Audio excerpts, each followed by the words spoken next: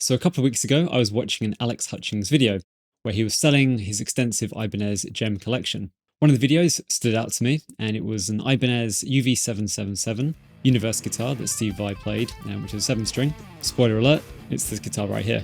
So I headed over to the eBay auction and checked out the listing and decided to do a last-minute bid if I could. And to my surprise, I ended up being the winning bid and getting the guitar. So I reached out to Alex and said to him we'd be happy to do a collection in person and maybe meet up for coffee and have a chat as well, which he was more than happy to do.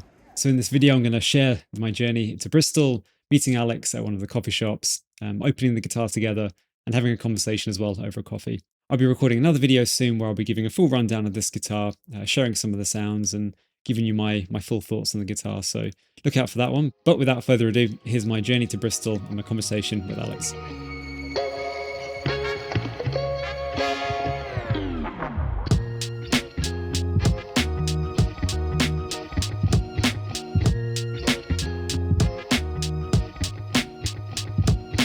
Right, so, All right. Now it's going to get awkward. yeah, no. Well, The conversation will try, drive it. shall we?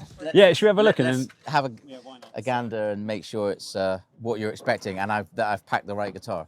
Firstly, the flight case, as you can see, it is road worn, as I promised. It's still got the Stephen Wilson tag on it, and this is from that looks like Kuala Lumpur to Auckland, so. And this is Air Asia, probably from Malaysia. So, well, you should probably open it. Yeah, I want to make sure it's the right guitar. I suddenly. It's a Fender Strat. Yeah, exactly. It might be. I hope it's. I think so. That's the one. There she is. Yeah, have a look. That's it. And then in here, there's the bar, and I chucked some of my picks in there, so you can. Have a go on those. Have you ever tried these Sharks? I'm usually a Jazz 3 guy. So Oh yeah. yeah, I'll definitely try this out. Oh, I've got a story about that in a minute. Yeah. So does it look all right? Beautiful. Yeah. Yeah. Okay. Coolio. All right. So what's the actual story of the guitar then? When did you first come into possession of it? I guess. I think I bought it off eBay years ago. Yeah. But probably 2004, so 20 years, around 2004 or 5, something like that. I can't remember, but yeah. So I've had it. That's nuts to think that I've had it almost 20 years or about 20 years. So, and to be fair, a lot of people can say, "Oh, why are you selling your gems and stuff?" But I didn't want to ask that question. No, that's fine. I don't mind. I'm an all or nothing person, right? So I've collected them over the years and I've enjoyed them, but I've never played them. I've just enjoyed having them. So in that sense, that's had like hardly any playing on in the last 20 years. So it's basically in the condition I got it in. And I've just kind of enjoyed having it around. I've jammed on it a bit here and there, but so it's got quite a bit of life in it really. But so I suppose over the years, the whole point of the collection was just like anything, to have a collection. You collect all the ones you want. So the floral, the other floral, the multicolored one, 7-string. You've got to have a universe. But I've got about another 7 Ibanez guitars that I'm not selling. So I've got a couple of Frank Gambale models and stuff like that. But like I say, I'm just not using them. And the truth is, my wife was they've been up on the living room wall, just a decoration. Yeah, exactly. Yeah, and you can see that in the Guitar Gods album, the Guitar Gods episode I did of Steve Vai. They're literally just up in the living room, so I just don't play them. And she was like, "Oh, I want to redecorate the room," so I'm like, "Oh, then I have to take them all off," and yeah, so I'm like, you know what, it's time to move on, and that's what I did. Well, yeah, I'm personally happy that you are moving them on. Exactly. But yeah, no, it's I mean, I've never had a 7-string, so this is like a whole new territory for me as well. And as I said earlier to you, the first time I saw this guitar was in a Ibanez kind of promotional video where Steve Vai was demoing his 7-string. I want to see that.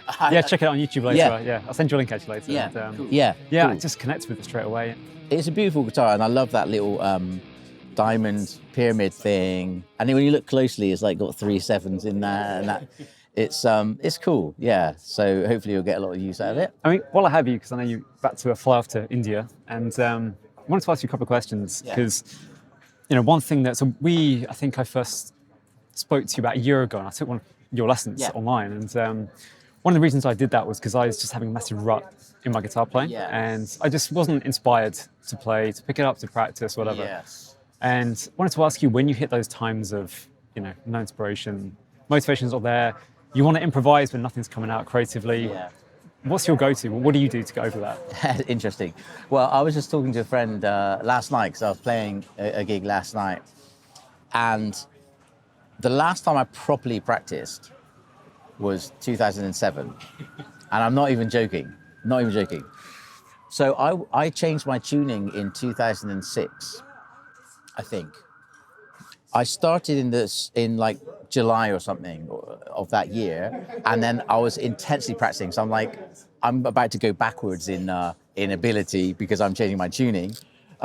So I better put in some extra time. That's the fourth, right? The fourths, yeah. And actually, those 6 months were probably the most intense practice. So I took time off from gigs. I didn't want to do anything, or had one gig in Thailand where we played about 10 nights, and I'd only been doing it for 2 weeks. I'm like, I'll do that gig. And that was fun. There's a whole story about that. But anyway, now, so to answer your question, I needed a break at that time. I'm like, I just want to chill. So I'm going to take a couple of days off. And that lasted 17 years, right? I was at a point where I was practicing so much, I just needed to kind of chill and say, right, what am I doing with what my playing?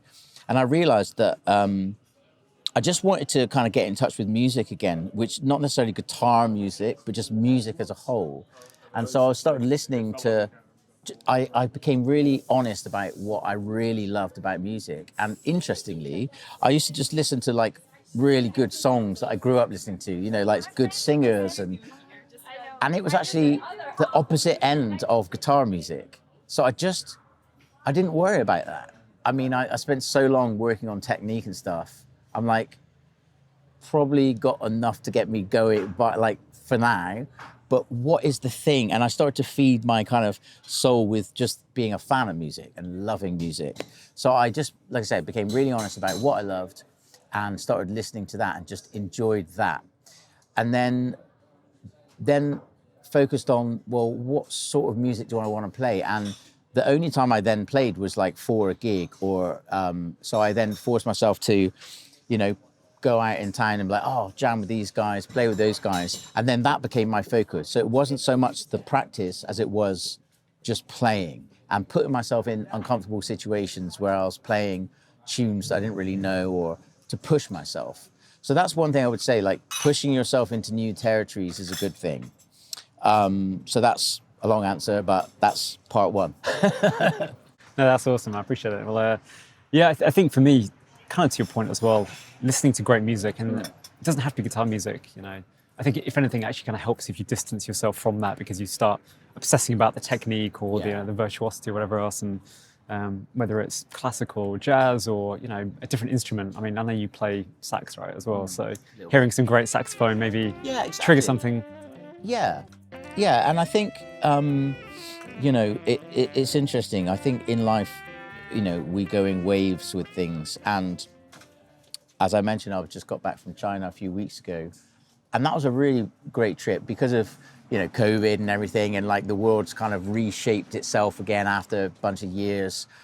Slowly, the events that I've been accustomed to over the years are coming back, and I'd forgotten just how much I missed it. And it was a lovely boost, seeing people out there and meeting a few fans that were particularly enthusiastic is always lovely, because they're like, oh, you really inspire us, Chinese guitarists, you probably don't know it, but blah blah blah. And that was really nice, and signing guitars and all that stuff.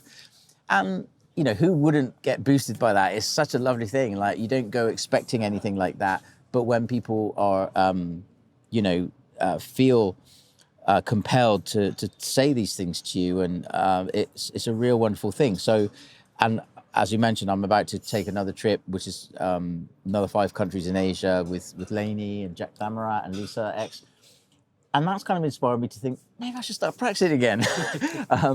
So I think I'm going to start again, and that's what I'm where I'm at right now. So one last question for you, because the way I see guitarist now is very different to, I don't know, 10 years ago, where Yeah. it feels like now you have to be a guitarist, you have to be a social media guru, you have to be a video editor. Yeah. So do you think that's true? Do you think, like, if you think about you 10 years ago to what you are now, do you feel like all these other skills, which are basically not guitar skills, Yeah. are they a prerequisite to become a professional guitarist? And, Yeah. these days, what do you reckon? It's an interesting question. I'm dreadful at all of that stuff, to be honest. And my feeling is that certain characters are better suited to it than others. I kind of realized in recent years, I actually describe myself more as an introverted person than extroverted, even though on video or on stage, you have to have some sort of personas. It's not that I ever fake anything like that, but even if just the adrenaline itself gets you in a mood, that's something. Whereas when it comes to like doing social media, like sat on my own, I find it such an abstract thing, imagining people there. And so what happens with me is I take a very kind of monotone approach, which is probably quite boring for people to listen to. And then because of that, I'm aware of that as well. So I'm like, half the time I'm like, I just don't want to do it. So I'm like, do they even care, like whatever it is I'm going to say?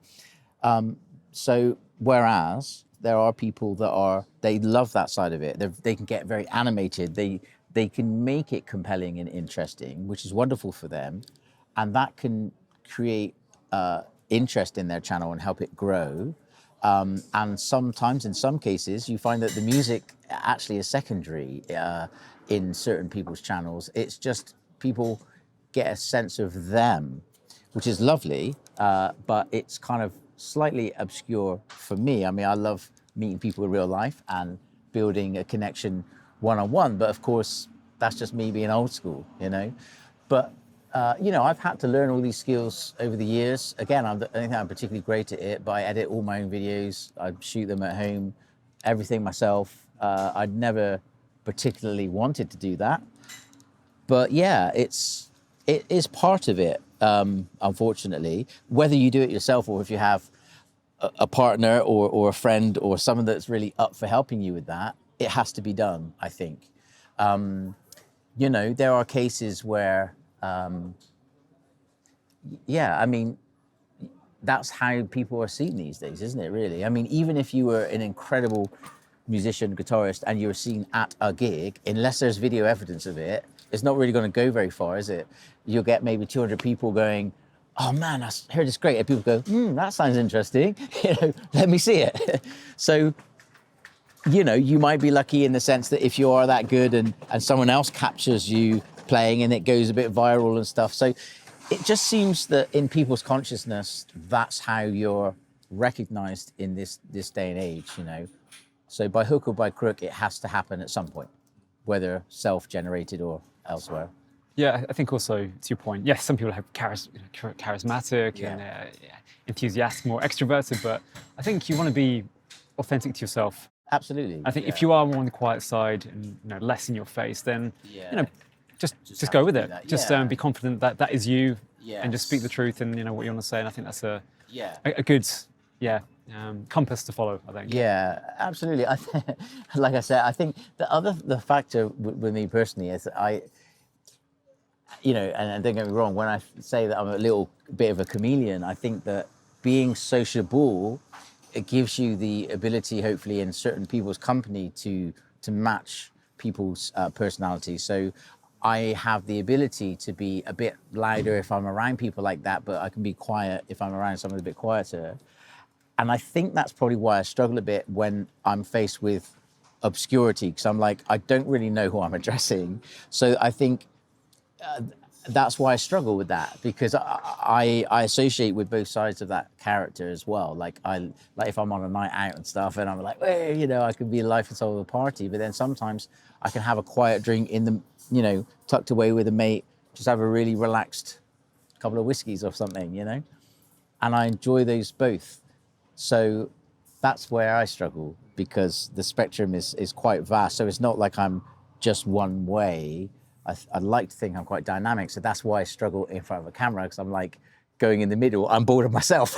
So why the hell would anyone else want to listen to what I'm talking about? So anyway, that's what I'm going through and having to deal with. Yeah. Alex, it's been a pleasure. Oh, my Love pleasure. to meet you. And thanks again.